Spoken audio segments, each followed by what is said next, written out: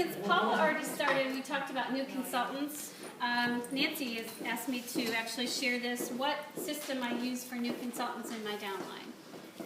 And I have actually started this with Nancy Francis in 2006. Wow. Can't believe it's been, and we call it Cooking Up Success. It's and I think some of you have heard this, so I apologize if you have. It's second and fourth Sunday night for an hour, and it's a rotating schedule. There's 4 separate calls, and guess what the 4 calls are on? The 4 chapters and the new consultant training. So what it is our first call is on, we call it host coaching strategies, and it's really the whole cooking show chapter. So what we do, we have, and this is how we get the people, you do your cluster roster, and then anyone who's started in the last 90 days, anyone in that time frame, that new consultant time frame, I just make the Excel spreadsheet, and then an email goes to them inviting them to new consultant training. So they will be invited to every new consultant training while they're in their first 90 days, but they don't get it after that. So it just says, come on in, there are 4 calls, they rotate in a cycle, there's not any call number 1, you jump in whenever you start your business. So it follows the Succeed With Us booklet and the online Getting Started Resource Center, which is what Paula mentioned before. So what we do is we open up that, we get them, if they're by their computers, and say, open up to this chapter, Host Coaching Strategies. And what we want you to do is print out the Host Coaching Checklist. We want you to print out the form that you're going to use when you take to your shows, when you talk to your host. And then what we do is we do like a powerful opening, there's a cooking show outline and checklist there, and then a closing. So we'll go through what's important. We won't read it all to them, but they're opening it going, wow, we didn't know this was here. So to Paula's, it's just hard to find. And when we do introductions to it, I think it's important. We could both say, we're national executive directors. That doesn't mean anything to a new consultant. So we say, well, we introduce ourselves and we say, that doesn't really probably mean a lot if you're brand new. But together we have 45 years of experience. We've done 3,000 cooking shows.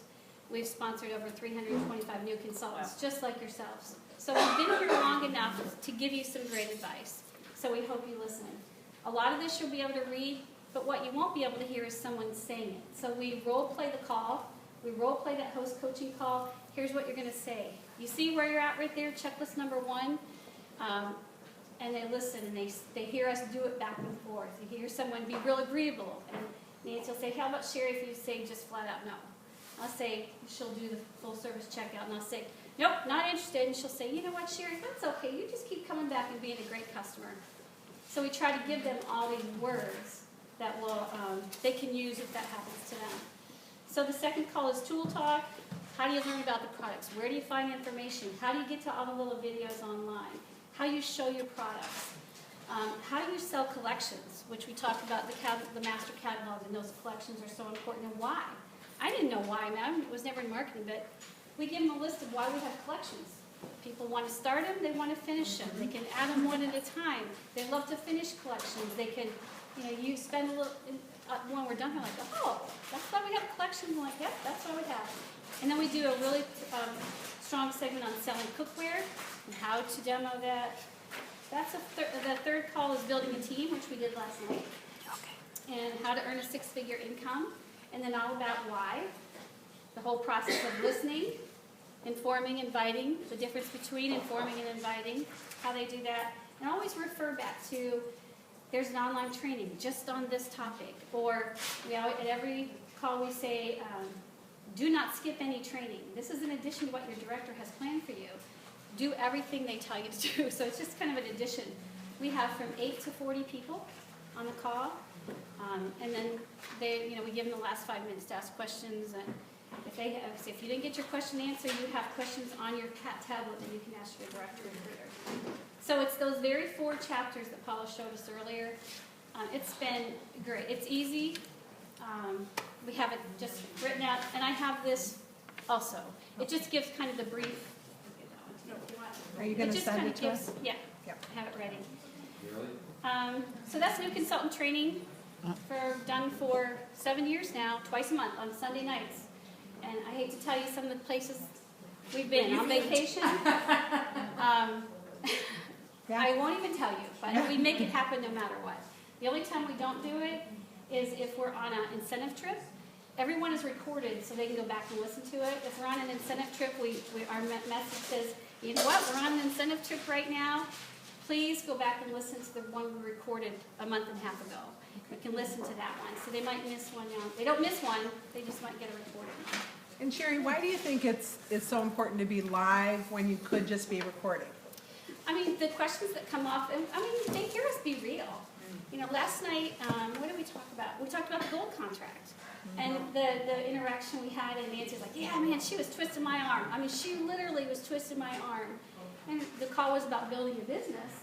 And I said, yeah, she was tough. Probably one of the toughest. And we said, it's really important to ask your friends to join the business with you. You have so much more fun. And they were laughing. And, you know, it just, it's, you know, I think it just builds that rapport, and they make us believe it.